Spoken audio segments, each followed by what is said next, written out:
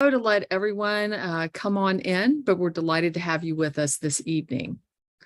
My name's Catherine Ling, and I'm from the School of Nursing at Johns Hopkins, and I'll be moderating our session this evening.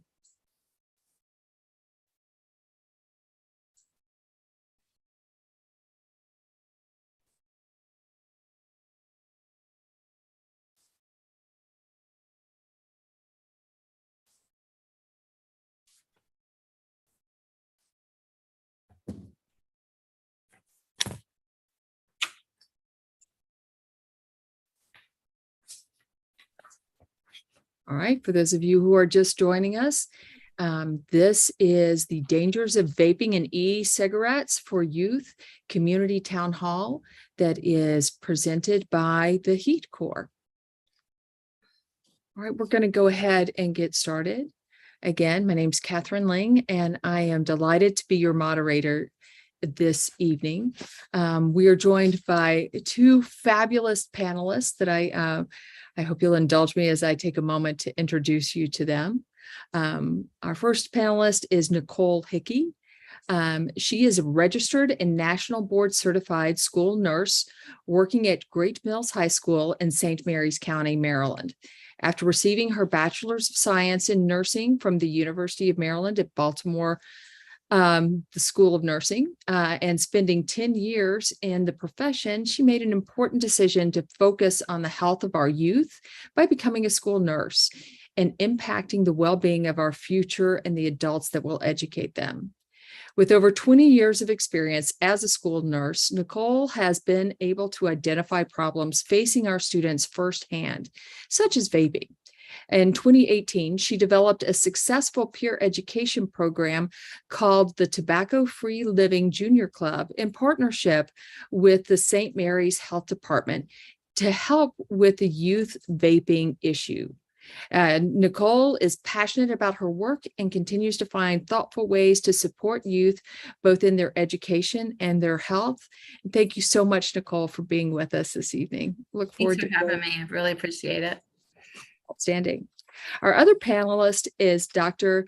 Panagis Galiatsaidos. He is an assistant professor at the Johns Hopkins School of Medicine in the Division of Pulmonary and Critical Care Medicine. He is co-chair of the Johns Hopkins Health Equity Steering Committee and is the co-director and co-founder of Medicine for the Greater Good, a novel medical initiative impacting over 10,000 Baltimore City lives in regards to health and wellness, while at the same time creating physician citizens. His clinical responsibilities center on critical care services in adult populations.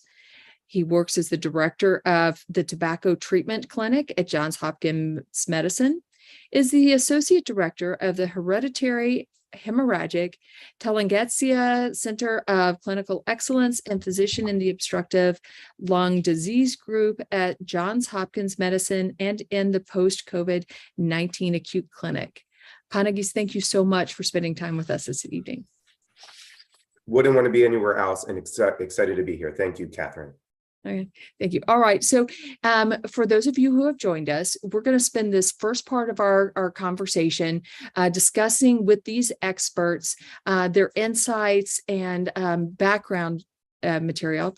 The second portion of our time together will be an opportunity for you, our viewers, to ask us questions. Please be sure to type your questions into the chat and or drop them in on Facebook and YouTube, and our team will grab those and feed those over to us. All right, so let's start off with you, Panagis. What is vaping and how does it impact our respiratory health? Yeah, vaping is when a device has these chemical components in it and a heating coil. And then as an individual takes this breath, it heats it up and those fumes get inhaled into the lungs, delivering various amounts of chemicals and so forth. Vaping was created about 2 decades ago with the intention and the hope that it could be a therapeutic alternative to combustible cigarette usage when patients want to become non-smokers from traditional cigarettes, with the intention that recognizing nicotine addictions are hard. So it's meant to replace it with something hopefully less harmful for adults. So the notion of vaping, about 2 decades old, came about with that intention. and has made its way into, almost everywhere I imagine in the world. Fantastic. That was really clear. Thank you. And just to clarify, combustible cigarettes are the ones that we light up that we're used to, Yes. right? So no, you're spot on. So two cigarettes, right? One electronic, one combustible. Combustible is that traditional cigarette, been around since the 19th century and has gone through many formulations, though at the end of it, it is the tobacco leaf and plant stuffed in there, warranting a light to come from a match or so forth. The electronic cigarette, the chemicals are in it, or there's a pod that goes in it, and there's a heating coil meant to do the same, to some extent, a similar chemistry in order to drive in certain chemicals. Okay, great. Thank you. Nicole, tell us what inspired you to create the Tobacco Free Living Junior Club. So there was so many kids were vaping, and many of those kids would never even had considered picking up a combustible cigarette. We had done a really good job talking to kids and teaching them the harmful effects of them. And many of the kids that were vaping, they would have never considered those combustible cigarettes. It would ask, would you smoke a cigarette? They would say, oh gosh, no. And a whole litany of reasons why. And then you would ask, well, would you vape? And they'd be like, sure, why not? So that was really concerning to me, because I'm a big, I really believe that you should choose behaviors. Everybody has, that, but know the facts, all the way around, and then make your choice. And like I said, we had done such a good job of teaching kids about combustible cigarettes, and they weren't choosing it. We had done a good job, and kids weren't having as many of those, situations. But like I said, the thing that concerned me is that many of these kids had no idea the harmful effect of vaping and nicotine addiction.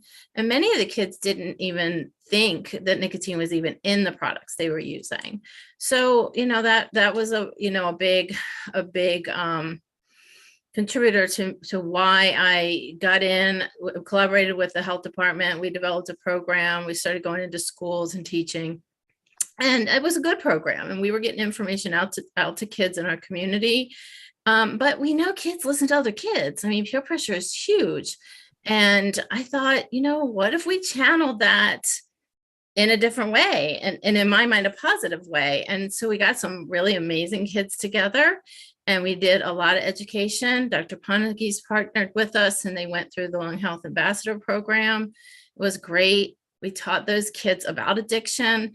And then we taught them about, what vaping is and what is harmful. And those kids, they've done some amazing work, and I'm super proud of them. And so I think the rest of what they have done is historic, personally. That's fantastic. How amazing to see that. How long have you been running the club? We started the club in 2019. And collaborated with the health department. But I had been working on, with youth vaping education for many years before that, in collaboration with the health department. So this was sort of a venture in a different direction, if you will, for that program. And I just would never look back. It's been amazing. Those kids have made a lot of difference. They all have a story. They all have a personal story about how they, help somebody stop vaping, help somebody choose not to start vaping. Many of them have those stories, and it's been pretty cool. And Catherine, may I say some comments to our amazing nurse? So one of my favorite times in my career has been going down and collaborating with Nicole and your amazing scholastic community. And I really praise kind of your drive and passion towards it, but also how you've motivated all these youth. Because at the end of the day, and I'm happy to answer these questions around adults, because as I even began to lay it out, like, adults are welcome to make the best decision for them. And even the CDC, and we'll discuss this as well, the therapeutic approach of e-cigarettes for coming off of combustible cigarettes may be appropriate for some patients, adult patients. But this isn't that relative risk conversation isn't what's happening with kids. As you said, Nicole, one day they're breathing in air, the next day they're vaping. right? They're getting all the absolute risk from this product. And the notion that it has addictive properties, that's what concerns us. Because even combustible cigarettes, if you think about it, combustible cigarettes never killed a child. It's what ends up happening is they get addicted. Decades later, they form the COPD, the emphysema, the cancers, right? One thing they all have in common, these patients of mine, these adult patients, is they began to do these things as kids. And what you're trying to do is just healthy behavior, keep them away from these products. As adults, fine, make your decisions. But as kids, let's do what we can to just allow them to breathe in good, fresh air. And Yeah. I will say, that's always been the theme of the US. The Clean Air Act that came out in 1970s, that was in response to the air pollution kids breathe in their lungs. So yeah, making sure they're just breathing in good, clean air, that is always been our priority. Nicely done, Nicole. Yeah. And again, these were kids who would not have chosen these products had they known. They weren't going to choose a combustible cigarette. And now many of them ending up with lifetime addiction to nicotine. And it wasn't a choice that they were educated on and understood what they were doing. I think that those are two really critical points about getting youth to the point of adulthood where they can make informed decisions, where they can go and make choices ahead of them, but they haven't hamstrung themselves early, having to fight an addiction on top of everything else. What they choose as adults is their adult choice.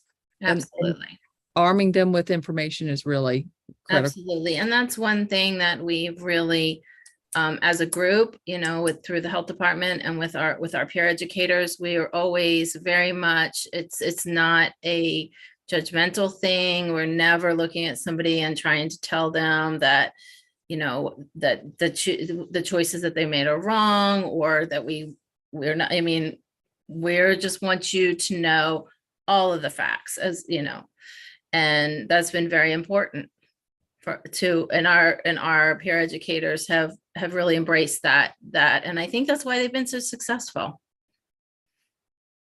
That's fantastic.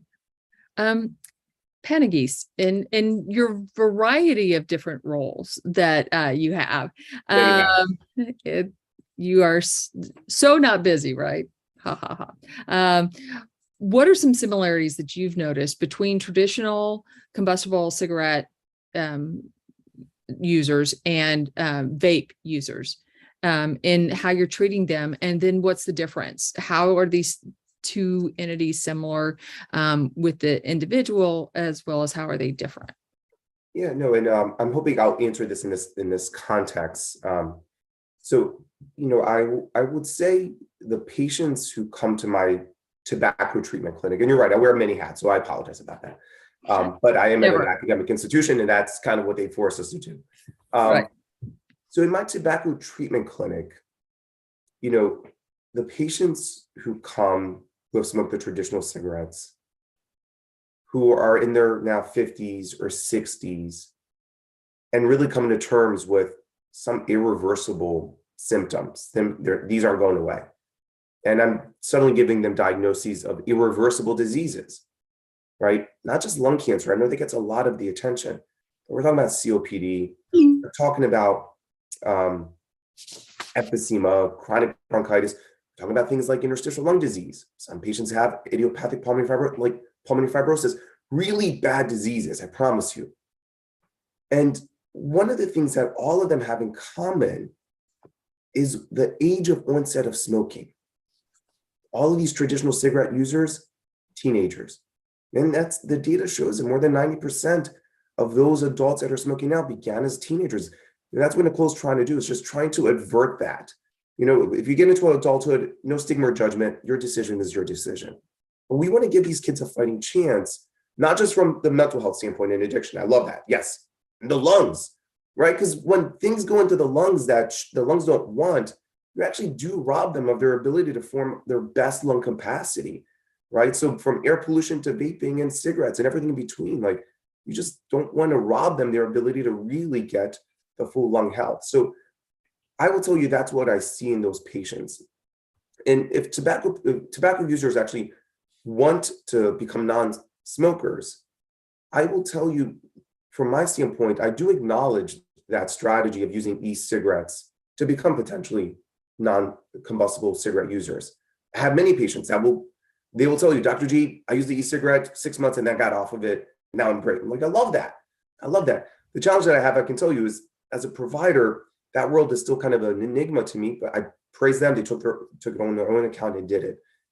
The other part, though, is for some patients, that might not be the right approach. Just like any other medication, right? You want to start meds, might be good for some patient, too much adverse side effects for others, so they're not going to go towards it. So for some other patients, I don't pursue e-cigarettes as a form of therapy. If they want to get lung transplanted or if they're end-stage COPD, I got to go from smoking to nothing. I can't have a middle ground. There's, the conversation about chemicals, it's a binary. It's either present or not. So that's what I tend to see with a lot of traditional cigarette users. For patients, and I do get patients who come in and see me wanting to just stop vaping. Youth, Nicole, we've talked about a few kids before. Absolutely. We've referred a lot of kids to you that are in real trouble and they want to stop and they just can't. And it's really sad. And these are the kids coming to me, help me. Yeah. And even adults. And I will tell you, I'm going to break it down to adults and kids. And I say this, again, this isn't a knock on the product of electronic cigarettes, but we got to understand that everything has side effects. Or it can be dangerous in the right population. I always tell patients, think of a peanut. The majority of the world can eat it just fine, but there are some people that will view that as a toxin. So, when patients come to me wanting to come off of vaping, they will either come to me because they're just doing it too much. They just want to learn how to stop it. Great, understood. But there's others that will really take on more insidious symptoms that begins to trouble them. Because again, they are breathing in non-air, right? Chemicals. So they'll find that their asthma is harder to control now, or they'll find themselves like, I'm not as active as I was at the gym. So there is a little bit of loss of lung function that we can discuss. All right, let's try to regain that back. So the adults who vape, I can tell you their symptoms are not as dire as those who've used traditional cigarettes, but there is a key difference, is the amount of time they've used it, right? Traditional cigarette users have usually been doing it for 40, 50 years. People who vape, much smaller than that. And so, and if everything should be taken into moderation. For kids, as Nicole has sent to me, some of them may have health issues from the lung standpoint. Usually it's their asthma has gotten worse, or they've developed a cough they can't shake off, or sometimes they get respiratory bugs that they cannot clear, and they're struggling with that. But there's another component, and Nicole, you may have seen this. I'll ask you if you've seen this. The mental health aspect that we discuss. For a lot of traditional cigarette users, the cigarette is like a response for them. It's if you guys know that psychology saying, Pavlov's dog, the dog heard Dr. Pavlov ringing a bell, salivates because it knows it's about to get food. That's a conditional response created in the mesolimbic cortical area, the award center, the addiction center. A lot of the kids that I've been introduced to from Nicole and others, vaping became a reaction for them. I'm stressed. I got a history test tomorrow. Vaping calms me. I'm out with my friends. That peer-to-peer, it's more enjoyed if I vape with them, or I'm vaping with my coffee, or if they drink coffee. But what I'm alluding to is they're learning these behaviors of how to vape, just like a traditional cigarette user, right? When you talk to them, you're like, I smoke because of stress, or I smoke because of coffee.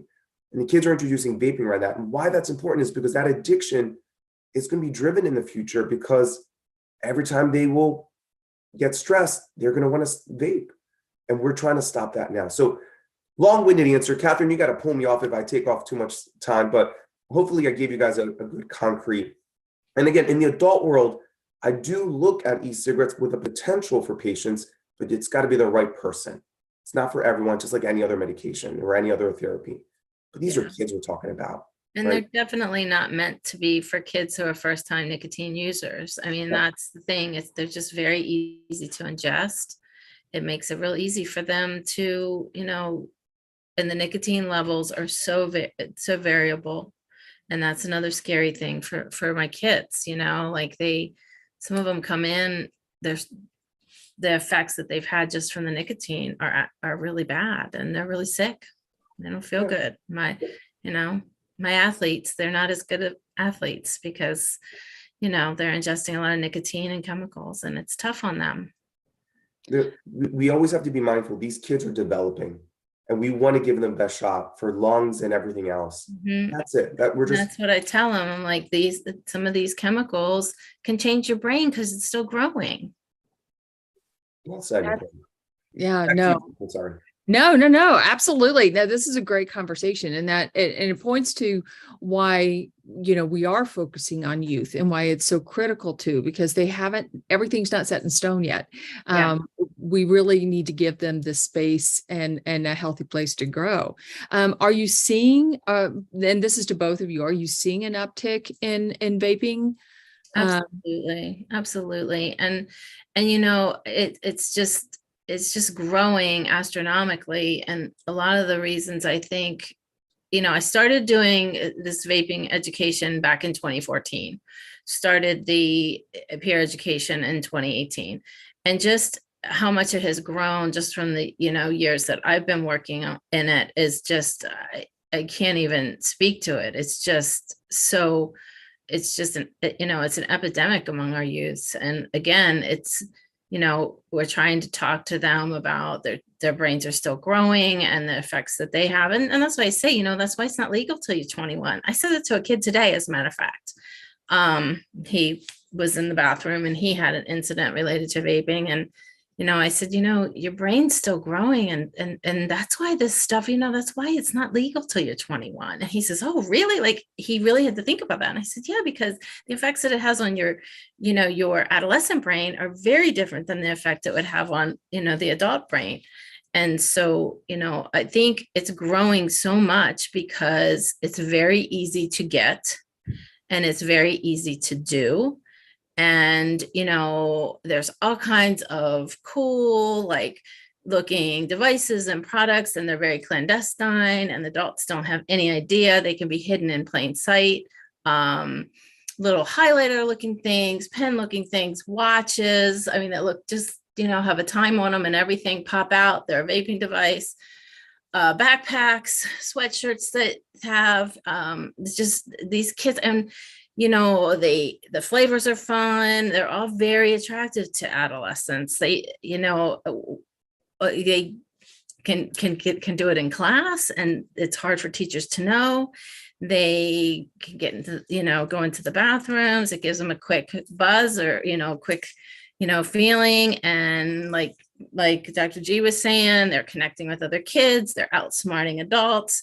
These are all the things that are attractive to teens. These are just like, it's like what adolescents want to do. And it's just, and I think that's why it's growing. I mean, like a traditional cigarette, you can, like, we can smell it. It's not as easy to hide. If it's, teachers are going to notice it really quick. The jewel pods don't even have that much, or they can kind of blow it back. Like I said, the sweatshirts and hoodies that are kind of, developed and marketed for these things, they're out there and they're easy to get. And when you smoke a combustible cigarette for the first time, it's irritating. But these vapes are not as irritating. The flavors are easier to ingest. They don't make your clothes smell bad. Your hands don't smell bad. Your breath doesn't smell bad. All of those things that kind of deterred teens before are not there. And, going along with that, Nicole, I mean, we all recognize the teenage years, we've all been there. There's a bit of rebellious in us. I get that. But as parents, as nurses, as community leaders, while we recognize that, we will do everything possible to try to mitigate that rebellious phase so it doesn't have dire consequences for them as adulthoods. Everyone's going to push their boundaries. We get that. And with the traditional cigarettes, you're right, Nicole. I mean, we could pick it up. We sense something. I would say from that to even drinking beer, like, there were telltale signs we could train people and they would pick them up. And if it took a while for that kid to reveal it, he or she will finally reveal it. And, we can give them the help and support. The e-cigarette world, it can be one of the conversations we have later on down the road about how do we help these kids from doing it. The challenge is we're all still learning about these products. Again, a lot of the examples Nicole gave probably are very suitable for adults to use. right? And teach their own. But kids are taking advantage of that, and they're doing the rebellious age in a way that they can kind of hide it from adults and parents, and becomes a little bit frightening. So more to come on that, but well said, Nicole. I will tell you, Catherine, we see in our tobacco treatment clinic, a clinic that when we began it in 2018, I didn't even think I would be seeing patients coming in to me for the purpose of coming off of vapes. For me, I thought just combustible cigarettes. Like I said, maybe a few adults here and there. And a lot of it is just, hey, doc, help me come off of this completely. I'm just addicted to it. Perfect, fine. But around 2019, we began to see kids where we would get emails from our pediatric group saying, hey, Ponagis, I have no idea how to manage this. Like, can you, can you go ahead and tell me like what's going on? Like, how do I manage nicotine addictions? And I'm sitting there, I'm like, all right, let me figure that out too. Like, I'm an adult doctor. So what I ended up doing in 2020 in January, like a month right before the pandemic hit, we hired a pediatrician in our clinic, right? Our tobacco treatment clinic has a licensed pediatrician. We trained her and she became a certified tobacco treatment specialist. But we brought her on so she knows, pediatricians know how to talk to kids. We brought her on for that purpose. And every time she sees a child, she tells me that. She's like, they're reacting to their social environment. It's a lot of peer pressure. And they began to, they realize how it's got benefits for them for stress reduction, or it makes them more popular. So that just everything Nicole said has been reaffirmed. So we see on average 1 to 2 kids between the ages of 12 and 18 in our tobacco treatment clinic. 1 to 2. We probably see about 20 in a day. Knowing that 1 or 2 of them are 12 to 18-year-olds, that should get us concerned. Again, this isn't a knock on the e-cigarettes overall. Just like for me, I would never knock wine or beer. Let that be enjoyed by adults. I'm talking about kids here. That's it. No, and those are really powerful statements that you made about what you're seeing there. And Nicole, my kids are in their 20s. I had no idea that there were vaping products that are built into clothes. And all of those hidden in plain sight. And I think that it's really important to let caregivers know that these are new conversations that you have to have. We've got a couple of questions that have popped up, and I want to go ahead and share those. If you have some questions, be sure to type them into the chat or drop them in on the Facebook and YouTube, and our team will get those to us. So one of the first questions we have is a vape a condensed pack of cigarettes? So I'm going to try to interpret that question. It is like if you mean it in the context of I buy a carton of cigarettes, a pack of cigarettes. Mm-hmm. How do I buy a vape? Then some of them may be, that one vape, that one electronic cigarette, that's it. That's all you get. In it is already pre-installed with the chemicals and so forth. And the usual user probably lasts them as long as a pack of cigarette tends to a traditional cigarette user. Other electronic cigarettes, you can buy the pods and the chemicals to go in there. So if they mean it in that context, then some of them are designed to be like a pack of cigarettes in regards to usage, mm-hmm. not in regards to harm or in regards to dangerous. I'm talking about because this is key. I get this asked because I'm interpreting how med students ask me, like, Mm-hmm. hey, doctor, do you measure packs per year? How do you measure e-cigarettes? I'm like, look, I'm still trying to figure that out. One of the things we're trying to figure out though is how they buy them. Do they buy them one complete and that's all they use? Or did they buy them separately? They buy the electronic cigarette and the pods that come in later. So it depends on the devices, but usually the frequency of the uses tends to parallel. Again, everyone's different, but kind of like a pack a day individual. I'm hoping I answered it in that context. and not from a danger perspective. But Catherine, you can let me know if that was. No, I think that makes sense. I think there are a couple of different ways we can interpret that question. And Nicole, at any point, jump in here. But you mentioned that there's varying levels of nicotine. So, the other way that I interpret this question is, does one hit off a vape? Is that like having one? Is that the equivalent nicotine delivery of one cigarette, or is it like a vitamin? Sometimes you don't know how much of something you're getting into it. Yeah, so it's a little bit of everything. So that's the tough part. And I can tell you one of the things, again, talking about adults, if I have an adult who comes to me and goes, Dr. G, I want to get off of combustible cigarettes, traditional cigarettes, using a vape, I'm going to sit back and just explore, making sure that's appropriate. Like in the context of, if he's an end stage cystic fibrosis individual and waiting a lung transplant, I can't promote that. He's just got to breathe in air. We got to get him off of that and go to that. So that's what I'm alluding to. This might be the right approach for the right person, right? Just like any other medicine, that's fine. But the challenge I have with e-cigarettes as a physician is I can't just go to my electronic medical record, pull it up, type it in, and order it to their pharmacy and have it billed to their insurance, right? So it does take that individual to have to go out on their own. And there's good shops that will help people. Why I'm saying all this is because nicotine levels, some companies are very forthcoming. Here it is. This is how much we got. And others are not. So that's the part that I struggle with. And I imagine, one of the appreciations we may have in the medical world, if we are to view this as a reasonable harm reduction tool, we need a lot more standardization to help us out. Because I have no idea, I can theoretically tell you that might be fine, but I have no idea how to prescribe that for an adult patient. So the nicotine levels are likely to vary. Traditional cigarettes, we have been using the FDA and the DEA to continue to standardize those levels. So for cigarettes, I can go and Google and pull from government websites how much nicotine is in those cigarettes. And I do that for every one of my patients. I don't have that same luxury with e-cigarettes. So that could be one conversation piece as well to have to better standardize them. No, that's a great point. And that was a really thoughtful question.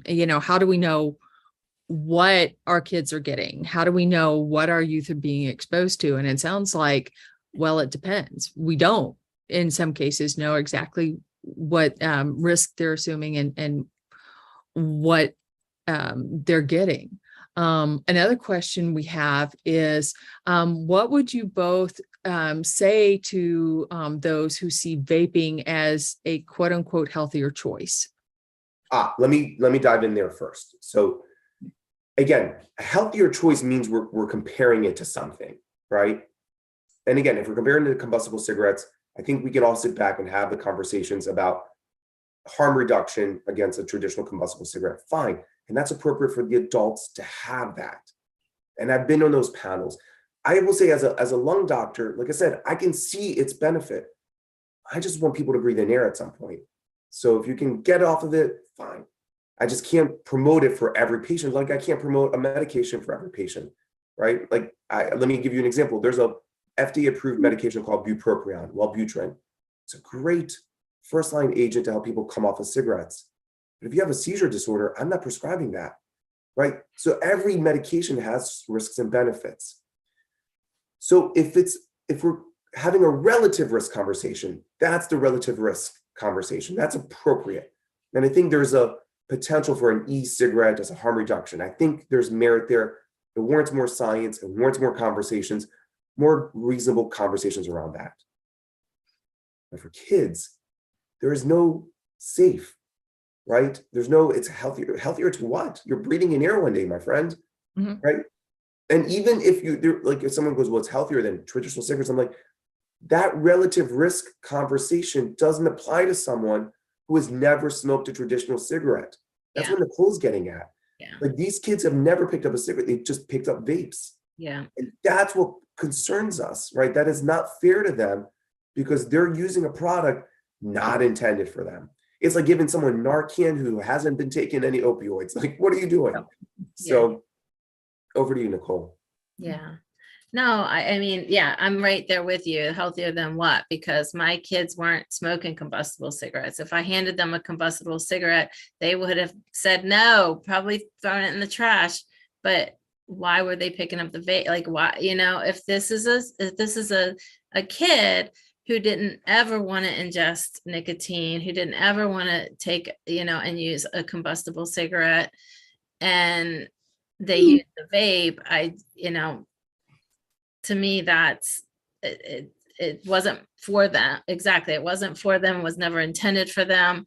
It was never intended for someone to be a first line of nicotine use. And that is what has happened to my kids, to youth. And to me, yeah, I don't know. There's not a healthier option because, again, like Dr. G said, they were breathing air before they picked up that vape. So yeah, it wasn't. Yeah, And again, that's what this is intention is for, right? There's plenty of adult activities and engagements that we do. absolutely. Yeah, Yeah, it's fun. But come on, for kids, we just want to protect them as much as possible. yeah. And I promise you, there's ways of doing that without taking away an adult decision for vaping. Absolutely. Ways to protect the kids. And that's what we should be mindful of. Yes. Well said, both of you. So a reminder to those who are watching this, if you do have some questions, please feel free to drop them in the chat or on YouTube or Facebook. And another question we have is that a lot of people go to hookah lounges. What's the difference between that and vaping? So, I mean, hookah takes advantage as well. I mean, it's still chemicals and heat at the end of it. I'm oversimplifying it. I will tell you, so hookah, I will say, has also some cultural relevance.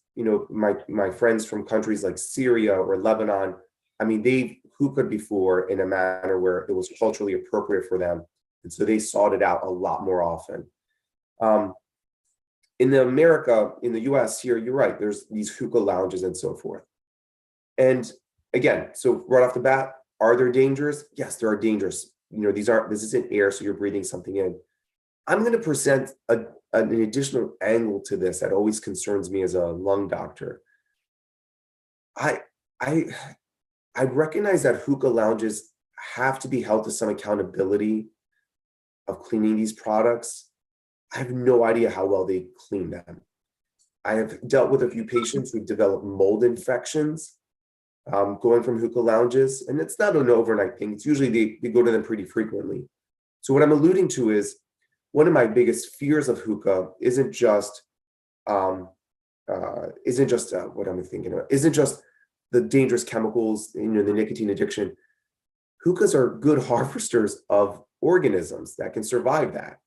So to date, and I was prepared for this question because I reviewed it, to date, I've cared for about half a dozen patients who developed really bad mold infections. And if you're saying, well, Dr. G, what is a bad mold infection? They had to get part of their lung scraped off, right? So 6 people, and I've cared for others, countless others who have developed milder cases, but that was a common thread with all of them. So just one thing to kind of put out there.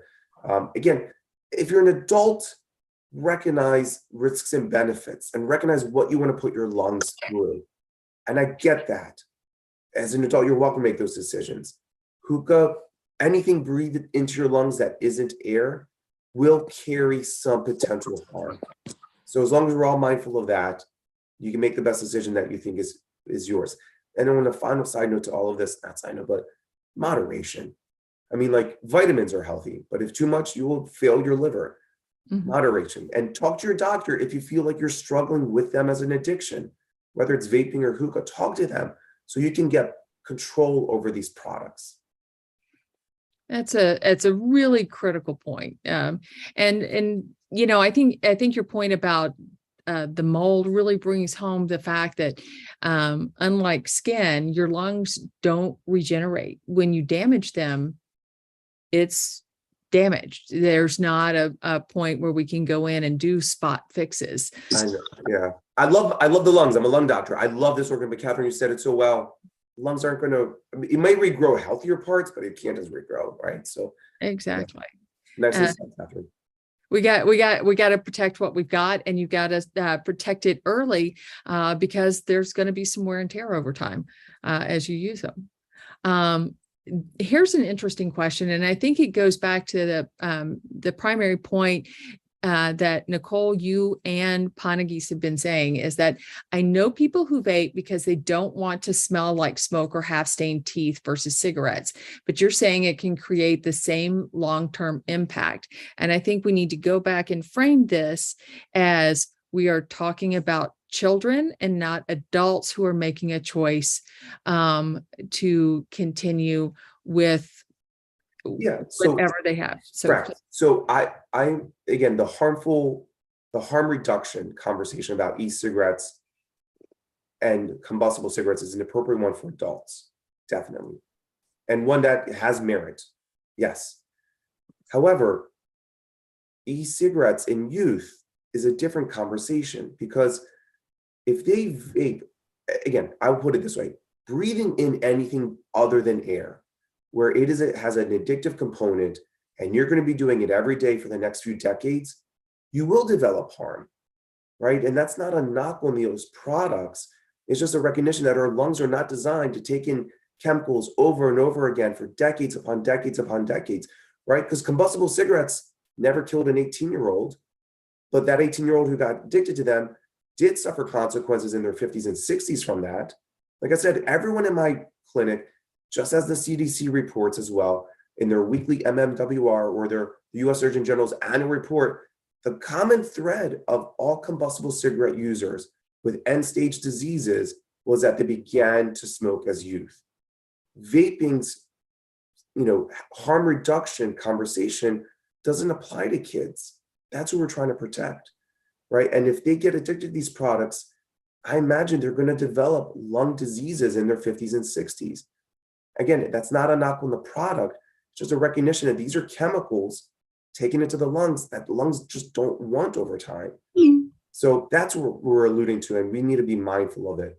If you're an adult, talk to your doctor, about e-cigarettes, of course. But kids, we got to do everything possible. And again, it's the rebellious age, as Nicole, we pointed out, and Catherine, I know you have teenagers too. They're going to be rebellious. That's great. But we don't want whatever they're rebelling with to create a lifelong consequence. We're just trying to prevent them from having a lifelong addiction. Yes, I agree. So another kind of question that's come up is, are cannabis pens as harmful as a standard electronic cigarette pen, or is there no difference? So let me answer this question medically, and Nicole, I'll turn it over to you to see what you're seeing out in the community. Okay. So one of the challenges that I have, and again, I don't say this in a negative way, like as a doctor, we want control over what's out there. Like I can tell you the anatomy of SARS-CoV-2, of a bacteria like MRSA. I can do that. I know it inside out. But things like cannabis pens or e-cigarettes, I'm doing my best every day to try to keep up with that anatomy. So cannabis pens, the fact that there isn't really standardization over these products, and there's very heterogeneous or very variable depending where you get them from. So being told blanketly, is it fine? I have no idea. And I do think there's a medicinal purpose for cannabis in the right adult patients. Yeah, there's probably some benefits, but I don't know how that product is built and made where I can condone it, because are there other chemicals in there that could could undo the cannabis benefit? And that's the world that many of us lung doctors are living in. Like, we want to be able to promote some of these substances that sound reasonable on paper. People just have to be more forthcoming to tell us. And that's the challenge we have. Are you approaching these products from a medicinal way, in the way that the FDA can oversee, provide oversight, and tell every doctor what's in them, or more from an economic standpoint, where you want to get into a niche market and seem as medicinal, but not as forthcoming? And that market relies on just good players, but it's also got a lot of bad ones. So cannabis pens, you asked a great question. My answer is, it could be as safe as vaping, could be more harmful, could be even more harmful than traditional cigarettes, depending on what is being put in them.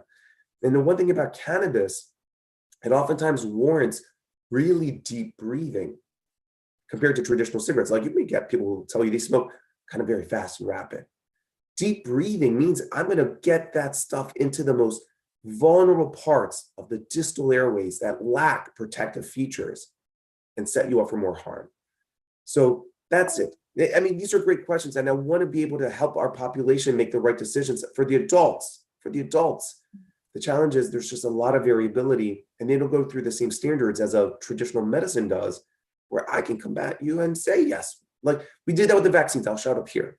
Vaccines, people came at me 1,000 times, and I can pull up page 432 of the manual that you can download and go over the ingredients, go over everything with them. I can't do that with these other products. Again, there's some good players that will tell me, but there's a lot of bad ones too. Nicole, are you seeing like these products out in the community? Yeah, unfortunately, but we, again, because of standardization, we don't know what they've ingested. We don't know, how to help them. A lot of times we're seeing kids that are not responsive after, these kinds of things. So again, if we don't know what's been ingested, we don't, and just to speak to the cannabis, it's really hard because again, we just don't know. And and sometimes I even wonder, is it just that much nicotine that they've just really gotten that much nicotine that's made them, sick or not, have a moment where they're not responsive and those kinds of things. It's a real hard one to speak to because we just don't know what's in a lot of these things. Sometimes we wonder, if extra chemicals are added to, if, we just, it's unfortunate because a lot of times we really don't know what we're dealing with. And I think, as Nicole, you're pointing out, that lack of knowing is what really frightens us, right? That lack of standardization. I mean, that's what's most concerning. And also when you realize, I mean, these potent chemicals, I mean, in an adult making a decision with lungs have fully developed, fine. Again, there's no stigma or judgment in me. That's not my, people make those decisions because of reasons I may not understand, and that's fine for them. For sure. Yeah. No, that, like I said, it's been a real cornerstone of our program as well. Nicely done, Nicole. This is why we love working with you, by the way. If it wasn't clear in this town hall, Nicole and I go way back. So, well, and I think that points out a really important point, that it takes partnerships, and we really are. If we're going to look out for our youth, it takes a village, and But Nicole, you brought up something that I think would be really important to follow up on. You said you have kids at school who are found and are non-responsive for some times. Are you seeing a lot more of these products used? And are you seeing kids not, what all are you seeing for kids who are using some of these vaping products? What are you seeing in the classrooms? Again, we don't really know what we're seeing. I mean, and sometimes it doesn't involve a vaping product at all, but we just don't know most of the time. It's hard for us to really know what's going on. We know things are out there. Kids may or may not have been exposed to these things. So it's hard to know what we're dealing with when we're dealing with these sort of, situations. No, that's, I think it also bears repeating that these products are only about 20 years old. So we haven't even seen a full progression of a generation of these young people who've been exposed to know what we've got. We've got a couple of questions here that are related. I know we're getting close to the end, so if you do have questions, don't forget to drop them in and we'll get to as many as we can. But one question is, why does the tobacco lobby promote vaping? And I think that's probably a $64 million question for, and I would say we're talking about promoting vaping to youth. And the second part of this that a separate individual asked is, why is vaping marketed to kids anyways? I thought it's a very powerful 1-2. Let me jump in there to some aspect of this. Trying to make a product like tobacco, and when I say tobacco, I mean now everything. I mean combustible, traditional. Tobacco marketing to youth is not a new story, and I don't mean this like a direct, like on my cereal box there's a Winston-Salem ad. I don't mean that. when the marketing for tobacco, kind of really took off after the 1964 US Surgeon General report, they made a big attempt to make sure that the marketing was done that was easy to understand, was very appealing. Cigarettes weren't even the main thing. It'd be like someone walking on the beach that was rather attractive, and on the side, there's the cigarette. It was kind of billboard adding, right? But that got to kids. Then you got the Joe Camel coming in, right? Then you introduced cigarettes to some of the cartoons, and it wasn't really the villain doing it. You got into Hollywood movies. There's subtle ways they did this. It wasn't a cigarette ad on the Saturday morning cartoon. Tobacco knew how to make these attractive to youth. I mean, in the Hollywood industry, some of the biggest heroes, like I watched Die Hard and my daughter's like, why is I forget his name, but it's Bruce Willis, but I'm trying to remember the Die Hard character's name, but he's smoking a cigarette a lot of time in that, right? But she's like, why is he smoking a cigarette? That's so bad. But what I'm alluding to is that marketing to kids indirectly, not even indirectly, like without them voluntarily saying that it's meant for it to be cool to kids, it's just what they've always done because of the reasons I said earlier. If you get them addicted in this age, this is what Nicole and other nurses around the world are trying to stop. If you get them addicted at this age, you got them permanently, right? Tobacco's always known that. I got you for the next 40 to 50 years, my friend. That's what they're trying to do. I'm watching a Netflix show called Diablero out of Mexico. One of their main actors vapes constantly on there.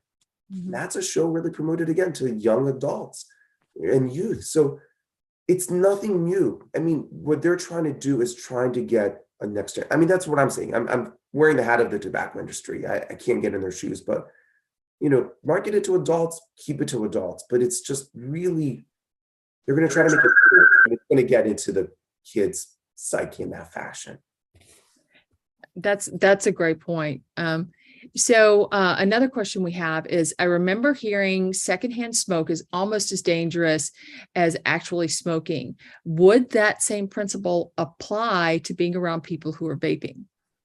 Catherine, I missed the beginning of that. Are you saying what was the beginning part of that? It's a question about secondhand smoking, and if it's secondhand smoking with combustible tobacco products is dangerous for the people around them. Is the same thing true to secondhand vaping?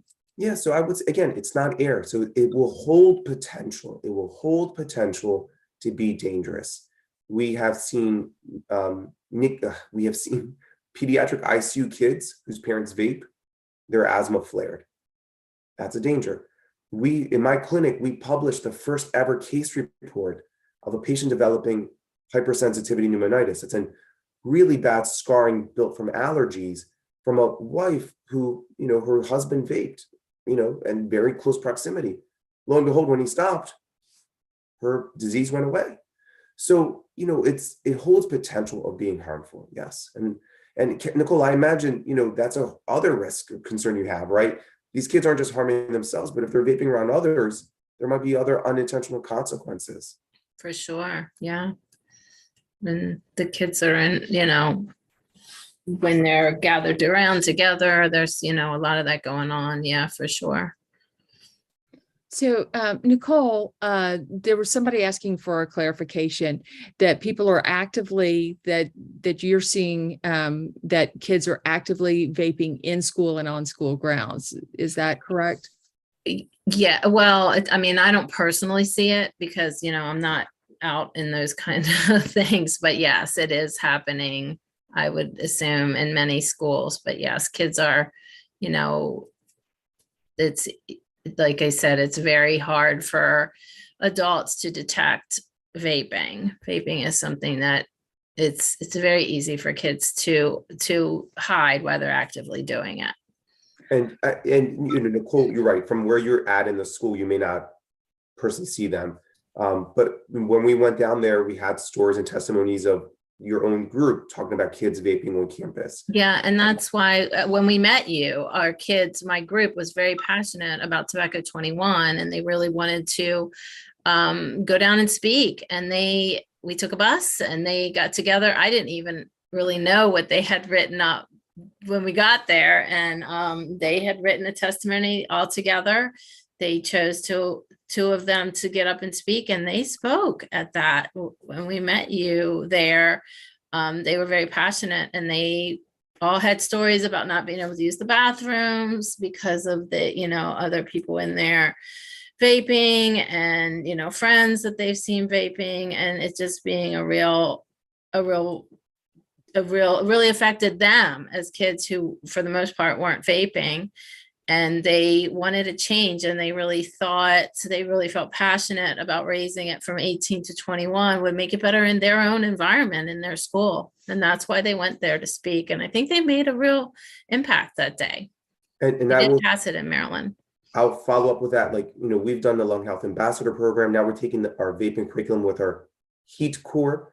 Every time we've gone into schools, every time, we've always had kids tell us, I've seen vaping here.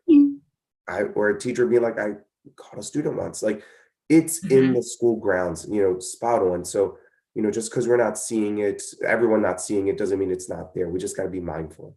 Yeah. Now that's incredibly powerful that, we are at this place. So for you both, long term, what are your predictions on how vaping will impact this generation of youth if we don't start addressing this issue? So I'll start, and then I'm going to turn it over, because Nicole, you should definitely be the one who closes this, because I love your advocacy. At the end of the day, we're just trying to protect kids. I would say, using a product that has chemicals that the lungs really don't want, and because it's not air, that's why I'm alluding to that. If it's not air, you don't want it. It's like your gut doesn't want to eat styrofoam, eat it real food, right? Lungs want real air. And so what I'm alluding to is, if someone does these chemicals for decades, 3, 4, 5 decades, they're going to get lung diseases. That's just the truth of the matter. So adults can make the conversations around harm reduction. And it's probably an appropriate one to have. For kids, we got to protect them. And honestly, I didn't want to come here talking about what policies to make, whatever. If we're waiting for that, that's going to take forever. What we should be doing is exactly what Nicole's doing. Boots on the ground, talk to the kids, talk to the vape shops, be like, you please don't sell the kids. Or if you're feeling like people are taking them, let us know, have a great conversation with that. I mean, that's what we do with a lot of the tobacco stores that sell cigarettes. Like, if they find they're getting kids or buying them or stealing them, they let the authorities know. So talk to the kids, fight fire with fire, no pun intended there. Talk to them, because the only way they are going to keep this rebellious stage from not having a dire consequence in adulthood is if we act now. Over to you, my friend, Nicole. Yeah, I mean, I think at the very, very least, we have long-term addiction for the majority of these kids. And to me, and again, not to beat the drum, but these are kids who weren't going to use nicotine. They because, if the only avenue was the combustible cigarette, they weren't picking these up. And now they're looking at lifetime addiction. And to me, because of lack of education, that's a very huge price to pay.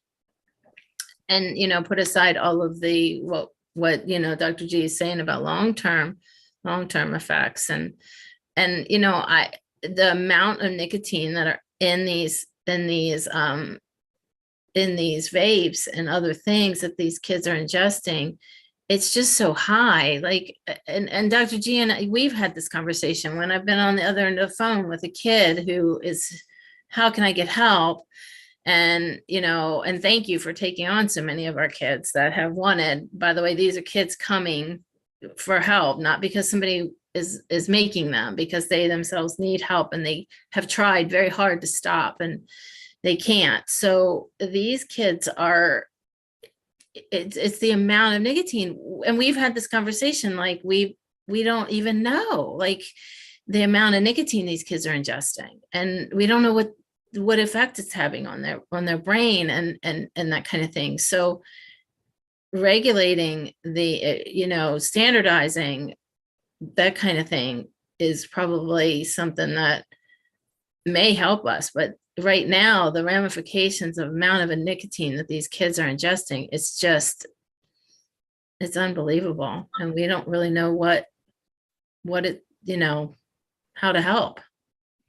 Well, Lots of I think you both have really pointed out ways that we can help our youth by being aware, by talking to them, by creating safe spaces where they can talk to each other, and having a community of professionals that we can refer to and draw on your expertise. And I thank you both for sharing that with us tonight.